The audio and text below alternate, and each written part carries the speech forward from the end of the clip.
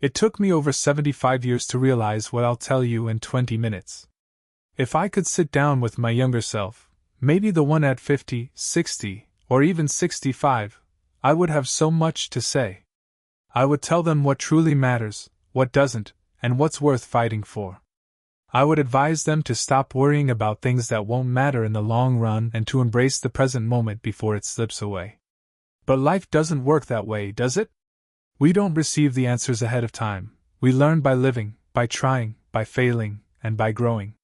Now, at 65 plus years old, I've gained a kind of wisdom that only comes with time, and today, I want to share it with you so you don't have to take as long as I did to understand. If you enjoyed this video, please give it a thumbs up. Don't forget to subscribe and turn on notifications so you never miss an update. 1. Happiness was never waiting somewhere ahead, it was here all along. For most of my life, I chased happiness as if it were some distant finish line. I believed it resided in the next achievement, the next milestone, the next version of myself that was somehow better, thinner, richer, more accomplished. I thought happiness was a prize, something I had to earn, always seeming just a little bit out of reach. I told myself, I'll be happy when I retire. I'll be happy when I lose the weight. I'll be happy when my children are settled, when the house is paid off, when I have more time, more money, more certainty. But here's what I wish I'd realized sooner. Happiness isn't waiting for you somewhere down the road, it's already here. It always has been. We grow up believing that life is about reaching the next thing, that contentment is something we'll find later.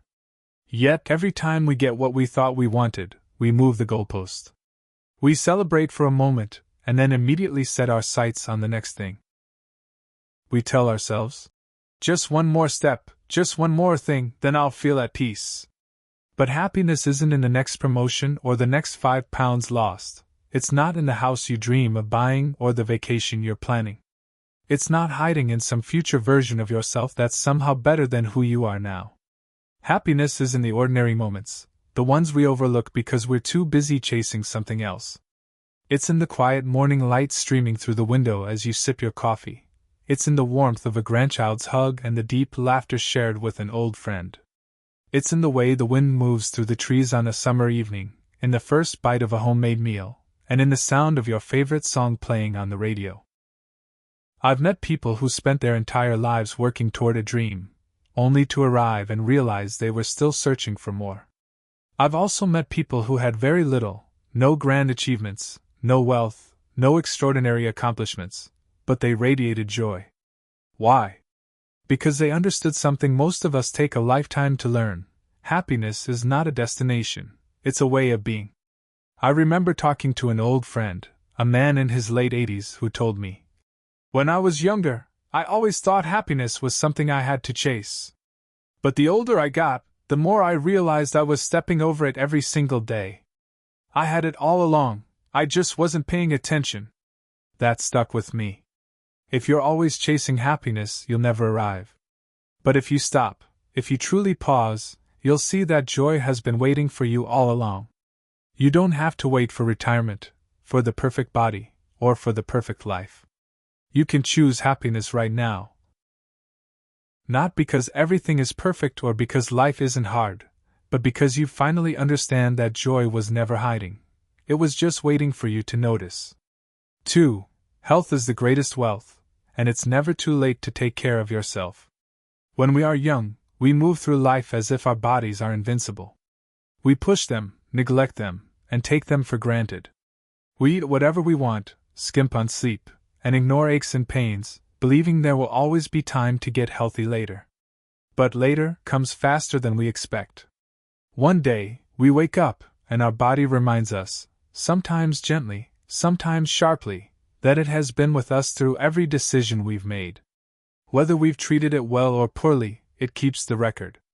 I used to think health was just about looking good, about numbers on a scale, about fitting into old clothes. I thought it was about diets and exercise routines, about discipline and restriction. But now I know health is so much more than that.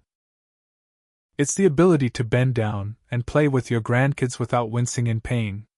It's the strength to take long walks in the crisp autumn air, feeling your legs steady beneath you. It's waking up with energy instead of exhaustion. It's the freedom to live your life without constantly worrying about doctor's appointments and medications. I've met people in their 70s who are more vibrant and full of life than some in their 40s. And I've also met people in their 60s who have resigned themselves to a life of decline, convinced that their best years are behind them. The difference isn't luck, it's choice. Our bodies are like gardens. If we neglect them, weeds take over, muscles weaken, joints stiffen, and energy fades. But if we tend to them, even with small, daily care, they remain strong, flexible, and full of life. It doesn't mean we won't face challenges. Age brings changes, no matter how well we care for ourselves. But it does mean we have more control than we think. I once knew a woman in her 80s who walked every day, rain or shine. She wasn't training for a marathon. She wasn't obsessed with fitness. She simply understood that movement was life. If I stop moving, she told me, I'll never start again. She had seen too many friends lose their mobility, not because they had to, but because they slowly let it go. That's the truth. We don't lose our strength because we age. We age because we stop using our strength. If I could go back in time, I would tell my younger self to care for my body, not because I wanted to look better, but because I wanted to live better. I would remind myself that every small decision, a short walk, an extra hour of sleep, a home-cooked meal, was an investment in my future self. But the good news is, it's never too late. The human body is astonishingly forgiving. It doesn't matter if you're 30, 60, or 90, it will respond to care. Muscles can regain strength, joints can regain flexibility, and energy can return. Even a small change, adding more vegetables to your plate, taking an evening stroll, stretching in the morning, can create a ripple effect that transforms how you feel every single day. There is a version of you, even at this stage of life, that is stronger, healthier, and more full of vitality than you imagine. That version isn't waiting in some distant future, it's waiting right now in the small choices you make today. Your body is the only home you will ever truly live in. Take care of it, and it will take care of you. 3. Relationships matter more than anything else. If I could relive my life, I wouldn't ask for more money, more success, or more possessions. I would ask for more time, with the people I love, more conversations, more shared laughter, more quiet moments that I once overlooked. When I was younger, I thought achievements would be my legacy. I worked hard, chased success, built a life. But as the years passed, I began to notice something. The things I had worked so tirelessly for, titles, promotions, financial security, mattered far less than I thought they would. They brought moments of pride, yes, but they did not bring lasting fulfillment. What truly mattered, what stayed with me, were the people I sat beside, friends in their final days, holding their hands, listening to their last reflections. Not once did they say, I wish I had spent more time at work, or, I wish I had bought a bigger house. Instead, they said, I wish I had spent more time with my family. I wish I had told my friends how much I love them. I wish I had let go of anger sooner. I have learned that regret is not about the things we did, it's about the love we didn't give, the connections we let fade, the moments we were too distracted to cherish. We live in a world that celebrates independence, self-sufficiency, and personal achievement. But the truth is, we are not meant to walk this life alone. No success, no possession, no personal milestone can replace the warmth of human connection, a hug from a child, the shared history with an old friend, the comforting voice of a spouse who has known you for decades. These are the treasures of life, the things that no amount of wealth can buy. I used to hold on to grudges. I thought time would naturally heal relationships, that the distance would close itself. But time doesn't heal wounds. Only love and effort do. Pride steals years, anger steals moments, distance steals people. If I could go back, I would choose forgiveness faster. I would reach out first. I would say, I love you, more often, not assuming that people already knew. The greatest wealth I have now is not in my bank account. It's in the voices that fill my home, in the friendships that have endured time, in the people who still call to check in. It's in the laughter that echoes at the dinner table, in the handwritten letters from my grandchildren, in the stories shared over a cup of coffee. If you're holding on to anger, let it go. If there's someone you miss, call them. If there's love in your heart, say it out loud. Life moves faster than we think. One day, all we will have left are the memories of how we made people feel and how they made us feel. At the end of life, we won't measure our worth by the things we owned or the goals we reached. We will measure it by the love we gave, the kindness we showed, and the relationships we nurtured. Because when everything else fades, love is the only thing that remains. 4. The fear of aging is worse than aging itself. There was a time when I feared aging, not just the physical changes, the wrinkles, the gray hair, the slowing pace, but the deeper fears. The fear of becoming irrelevant, the fear of losing purpose, the fear of watching time slip away faster than I could hold on to it. But now, having lived through decades of life, I see things differently. Aging is not something to fear, it is something to honor, something to embrace. The only tragedy in growing older is wasting time worrying about it instead of living it. When I was younger, I thought aging meant decline. I saw it as a slow fade, a gentle retreat from the world. But now I know that aging is not about fading, it is about deepening. It is about seeing life through wiser eyes, about shedding the insecurities and pressures of youth, and finally living with clarity. Aging has given me gifts I never expected. It has given me patience, the ability to sit in stillness without needing to prove anything. It has given me the wisdom to know what truly matters, and the courage to let go of what doesn't. It has given me freedom, the freedom to stop chasing, to stop comparing, to stop measuring my worth by the expectations of others. Yet I see so many people resist aging as if it is the enemy. They fight it with every cream, every dye, every procedure, as if erasing the signs of time will somehow stop time itself. But time is not the enemy. The real enemy is the belief that our value diminishes as the years pass. I have met people in their 80s and 90s who are more alive than some in their 30s, not because they are untouched by age, but because they have embraced it. They have chosen to keep growing, to keep laughing, to keep learning. I once knew a woman who took up painting at 78, a man who started writing poetry at 85, a friend who traveled solo for the first time in her 70s. Aging does not take away our ability to live fully, our fear of aging does. The real loss is not in gaining wrinkles, it is in losing curiosity. It is in believing that our best days are behind us instead of ahead. It is in shrinking our world out of fear, in closing ourselves off instead of expanding. I have wrinkles now, but they are not just lines, they are stories, proof that I have laughed, that I have cried, that I have lived. My hands are not as smooth as they once were, but they have held loved ones, built a life, created memories. My body moves slower, but it still carries me through this world, still allows me to experience its beauty. So I no longer fear aging. I fear not living while I still can. The only real mistake we can make is spending our precious years wishing we were younger instead of embracing the incredible privilege of growing older. Because the truth is, aging is not about losing youth. It is about gaining life, and I intend to live every last bit of it. 5. The best time to try something new is right now. There was a time when I believed that new beginnings belonged to the young. I thought learning a new skill, picking up a new passion, or stepping into a different version of myself was something best left for those with decades still ahead of them. I thought that after a certain age, life was about maintenance, not discovery, about settling into routine, not expanding into possibility. I was wrong. I have come to realize that the only thing that truly limits us is our own belief that it's too late to start over, to try something different, to chase a dream we once had but were too afraid or too busy to pursue. But time has taught me something.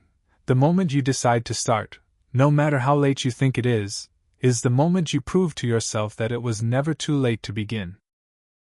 I have met people who, in their later years, picked up a paintbrush for the first time and discovered an artist inside them that had been waiting for decades.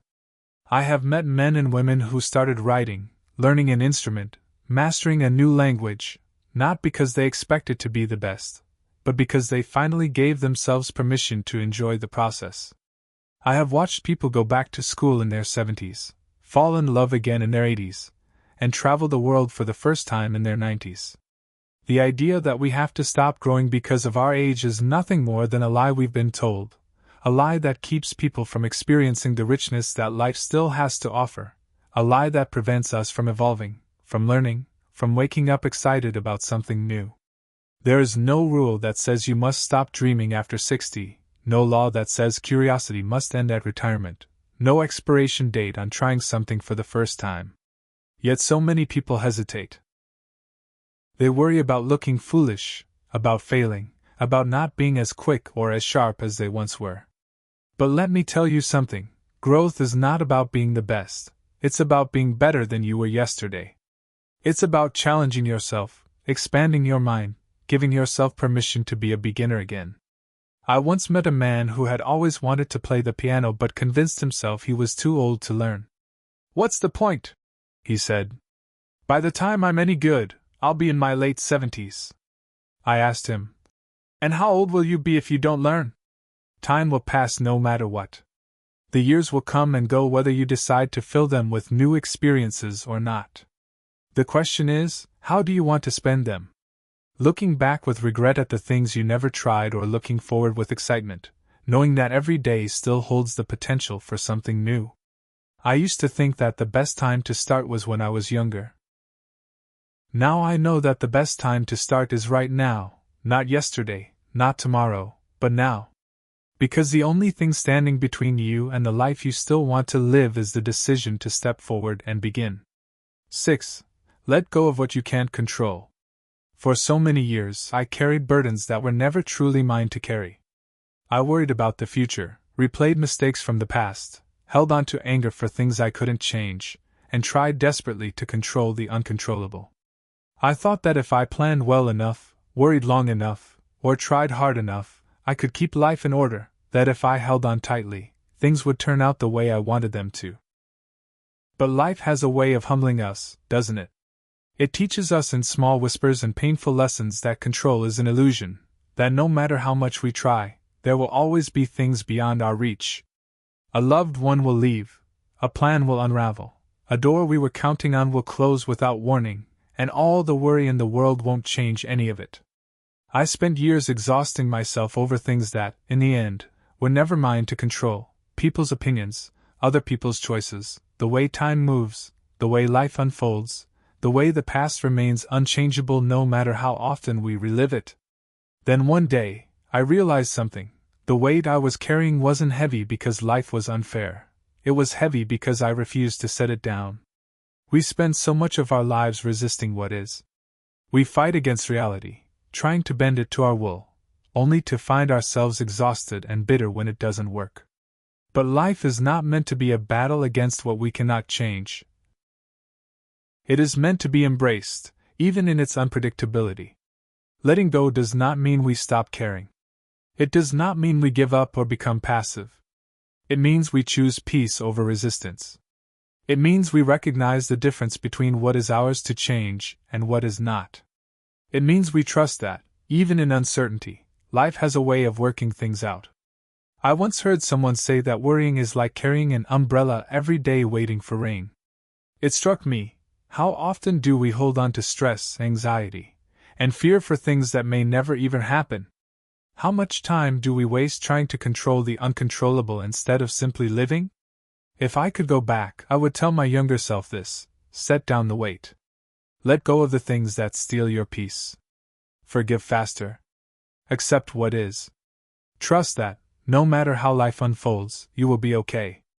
And if you're still carrying burdens that are not yours to bear, I hope you find the courage to let them go. 7. The small moments were always the big moments. We spend so much of our lives chasing the big moments, the milestones, the achievements, the grand successes. We tell ourselves these are the things that will matter most: the promotion, the dream vacation, the big house, the major accomplishment. But now, looking back, I see the truth. It was never the big moments that truly defined my life. It was the small ones.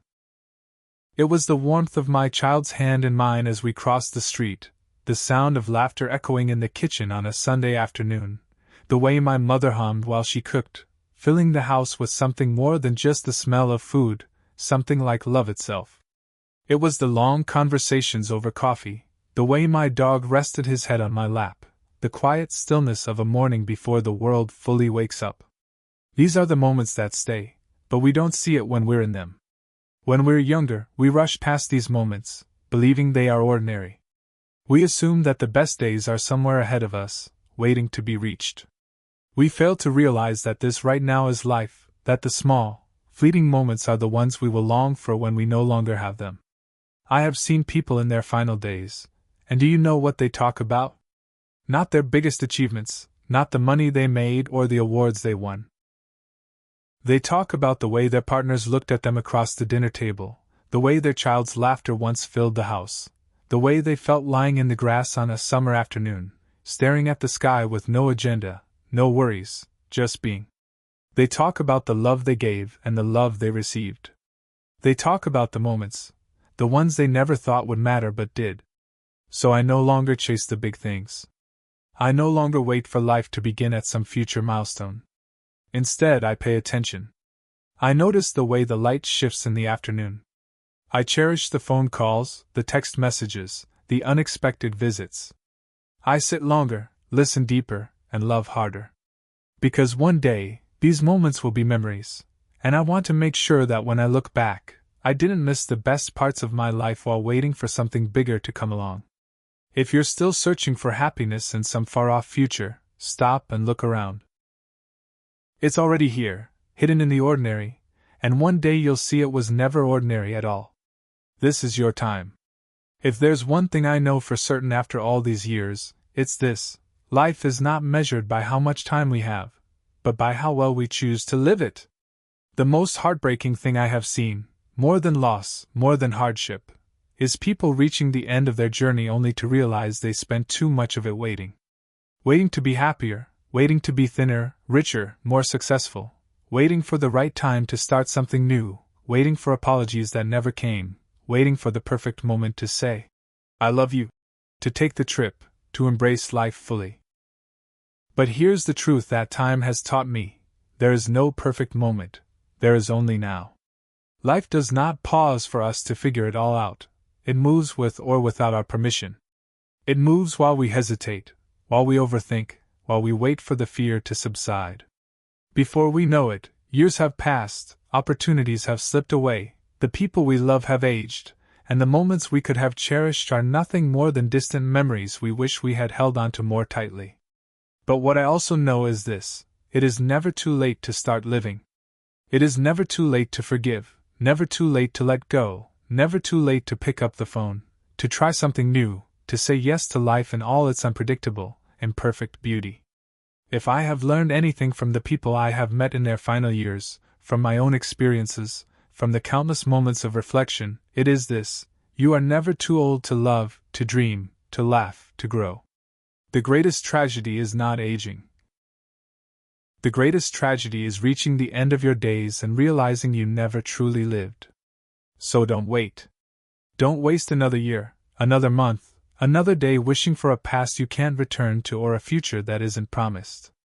Open your heart, open your hands, and embrace the life you have right now.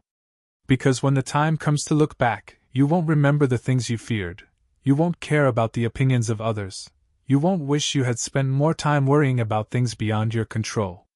You will remember the love, the laughter, the adventures big and small, the kindness you gave, and the kindness you received. And if you live fully, if you choose to live fully, when the time comes to say goodbye, you will do so without regret. You will know, without a doubt, that you truly lived. These lessons are meant to inspire you to live fully and authentically. Now, I'd love to hear from you. Take a moment to reflect and share one thing you've learned and plan to apply in your own life.